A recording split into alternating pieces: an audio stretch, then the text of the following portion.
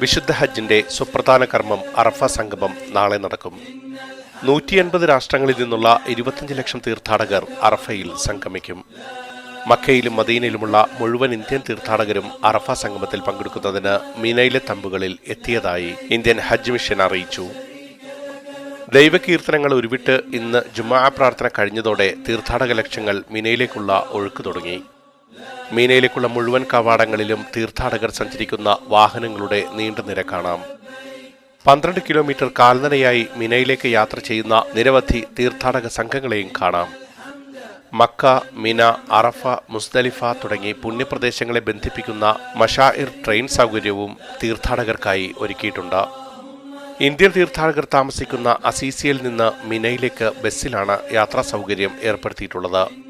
മിനയിൽ Indian തീർത്ഥാടകർ താമസിക്കുന്ന തമ്പുകളിൽ നിന്ന് അറഫയിലെ നമീറ മസ്ജിദിലേക്ക് 14 കിലോമീറ്റർ ദൂരമുണ്ട്. മുഴുവൻ ഇന്ത്യൻ തീർത്ഥാടകരെയും നാളെ അറഫ സംഗമത്തിൽ എത്തിക്കുന്നതിന് മുഴുവൻ സൗകര്യങ്ങളും പൂർത്തിയാക്കിയതായി ഇന്ത്യൻ ഹജ്ജ് മിഷൻ അറിയിച്ചു. നാളെ പ്രഭാത പ്രാർത്ഥന കഴിയുന്നതോടെ മിനയിലെ തമ്പുകളിൽ കഴിയുന്ന തീർത്ഥാടകർ അറഫ മൈതാനിയിലേക്ക് പുറപ്പെടും. പ്രവാചകൻ വിടവാങ്ങൽ പ്രഭാഷണം നിർവഹിച്ച മരുഭൂമിയിലെ അറഫ പർവ്വതനിരയിൽ വിശ്വാസികൾ പകൽ മുഴുവൻ പ്രാർത്ഥനയിൽ കഴിയും. അറഫയിലെ നമീറ മസ്ജിദിൽ നടക്കുന്ന പ്രാർത്ഥനയിൽ മക്ക ഗ്രാൻഡ് മസ്ജിദ് ഇമാം ഷെയ്ഖ് മഹർ ബിൻ ഹമദ് അൽ മുആയിഗിലി നേതൃത്വം നൽകും.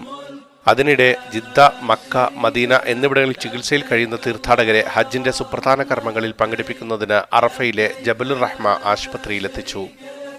ICUവിൽ കഴിയുന്നവരെ എയർ ആംബുലൻസുകളിലാണ് ആശുപത്രിയിലെത്തിച്ചത്. News desk, Saudi Times, Riyadh.